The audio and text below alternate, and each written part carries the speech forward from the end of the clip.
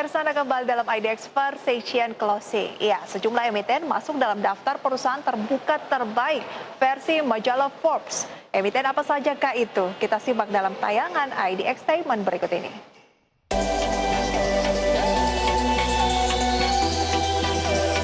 Pemirsa, jika kita berbicara tentang investasi saham tentunya juga terkait dengan kinerja dari emiten. Secara bahasa, emiten adalah pihak yang menerbitkan menjual efek kepada masyarakat. Berdasarkan tata cara yang telah diatur dalam peraturan undang-undang yang berlaku, adapun pihak yang dimaksud dengan emiten adalah perseorangan, perusahaan, asosiasi, usaha bersama maupun kelompok yang terorganisasi. Kinerja emiten yang baik tentu juga menjadi salah satu faktor yang bisa menarik investor untuk menginvestasikan dananya di saham emiten tersebut. Dan pada pertengahan tahun lalu, Forbes merilis perusahaan-perusahaan terbuka terbaik dengan pendapatan di bawah 1 miliar dolar Amerika atau setara dengan 14,8 triliun rupiah per tahun yang berada di kawasan Asia Pasifik. Dan di antara nama-nama perusahaan besar ada beberapa perusahaan yang berasal dari Indonesia dan berikut 5 di antaranya. PT Alkindo Naratama Tbk adalah perusahaan yang bergerak dalam pembuatan dan penjualan honeycomb board, papercore, dan paper tube. Perusahaan ini mencatatkan penjualan sebesar 78 juta dolar Amerika atau sekitar 1,15 triliun rupiah. PT Arwana Citra Mulia Tbk bergerak dalam pembuatan dan penjualan produk ubin, granit, dan keramik.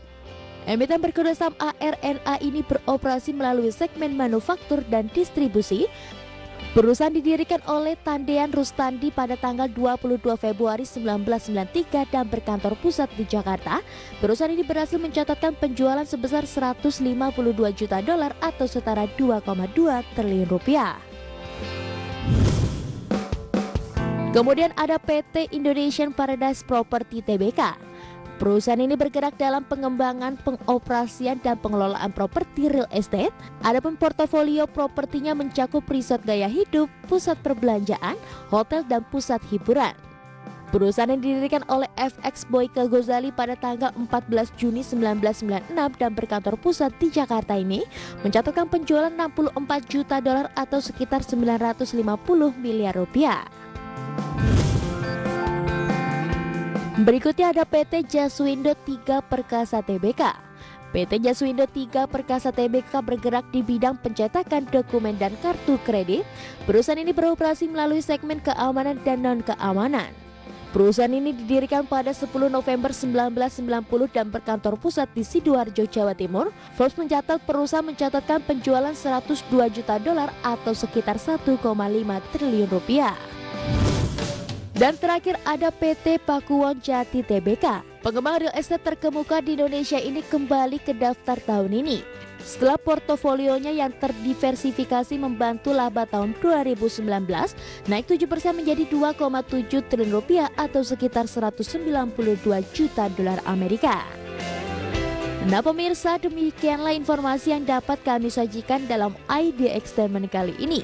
Semoga apa yang kami sajikan dapat menambah hasanah pengetahuan Anda terkait pasar modal Indonesia. Sampai jumpa dalam IDX Statement edisi berikutnya. Berbagai sumber, IDX Channel.